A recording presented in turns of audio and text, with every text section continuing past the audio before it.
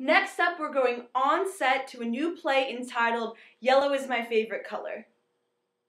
Alright, well, our play is My Favorite Color is Yellow by Edward Sakamoto, where we have our main character, Henry, he's an Asian American, and he wants to be assimilated to American culture, yet there's another character who is played by Cole. Mino. And Mino definitely does not want to be assimilated. Mino offers a new way of thinking about what it means to be Asian American. Right, and we see this in our scene that we're going to be showing you soon, and I play Mr. Dudley, who is this white American teacher who I believe is a representation of American culture who wants to assimilate. So he's trying to assimilate Henry in our scene, showing how in American history books, how there's only this view about Anglo-Saxons and European, and it's only seen in history books, and not enough about what Mino wants to talk about is there should be more representation of Asians in history. Well, first off, this play is written by an Asian American, so I mean there are some plays that are about Asian Americans or that have Asian Americans in them that aren't written by Asian Americans, so it's not coming from an Asian American perspective. So in a sense, this is offering multiple perspectives of, you know, what it means to be Asian American and the identity of an Asian American, what some people have to go through. I also have another character. She kind of plays the dumb blonde kind of character. I believe it's your evil sister, right? It's your evil twin sister, right? She was on our scene for Yellow's my favorite color. Today, class, we will be discussing printing. Now, in the 15th century, Johann Gutenberg invented paper, and then, yes, Clarence. Gutenberg wasn't the first to invent paper or the movable print. It says right here in the book. Well, it's wrong, because movable print appeared in China and Korea as early as the 11th century. Well, come on, look, you're making this all up. No, I'm not. The Chinese invented a lot of cool things before any of the European nations did.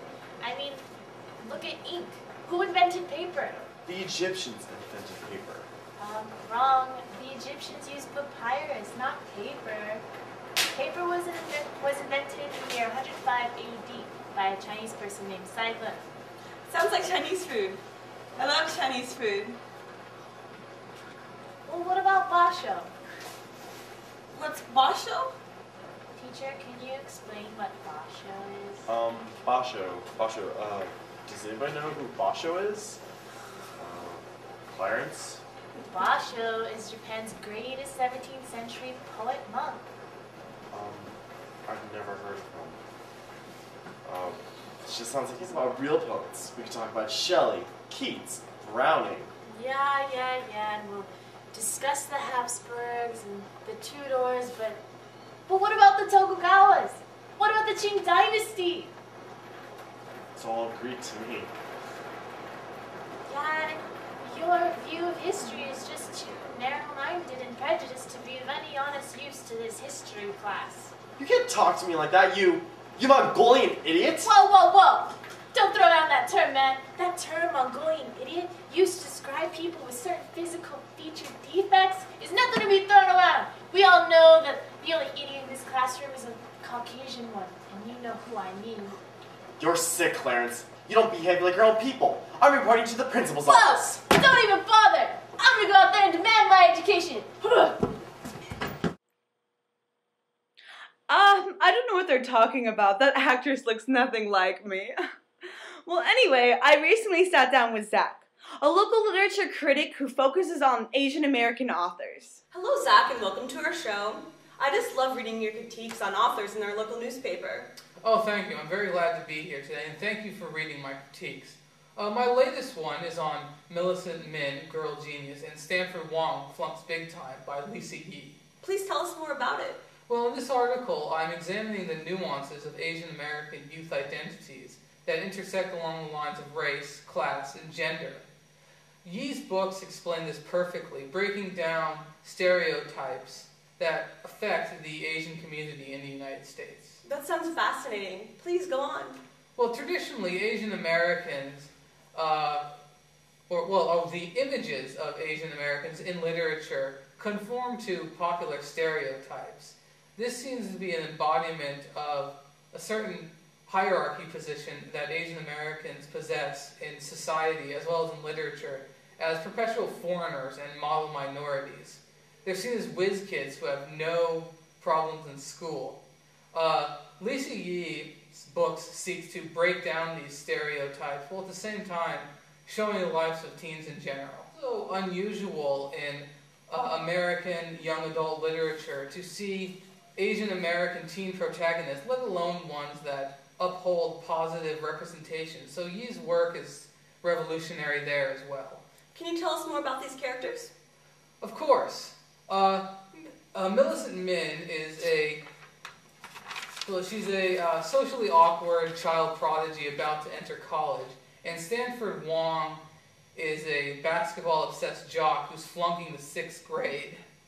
These two kids are the protagonists, and they explore the complexities of Asian American culture and identities by analyzing race-represented or not represented constructions of Chinese American culture and an explication of the representations of Asian American masculinity and femininity. Americans are so diverse and includes different ethnicities, generations, and sexualities. These two characters represent the diverseness of that community and resist the model minority image.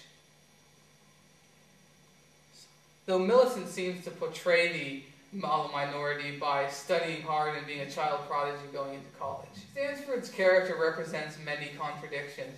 He goes to a mostly white middle-class school and comes from a well-to-do family, yet he still seems to fail most of his classes and has to go to summer school to make it up.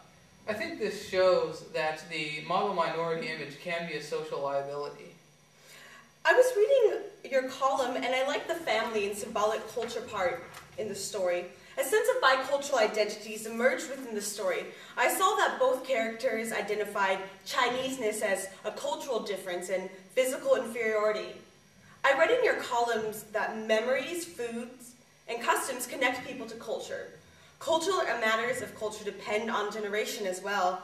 Generation matters. Millicent's second-generation Chinese-American grandmother cannot hold a conversation in Cantonese. Yi portrays a popular way to pass down culture through oral communication, showing that the grandmothers of both teens are symbolic of their Chinese-American heritage.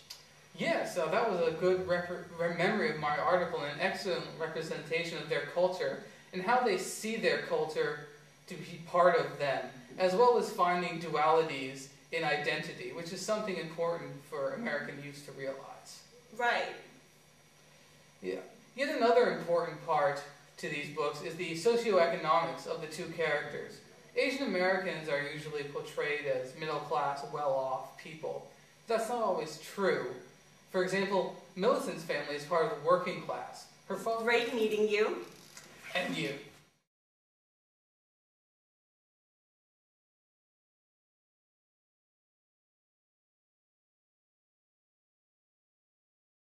Well, thank you again, Zach. It was great meeting you.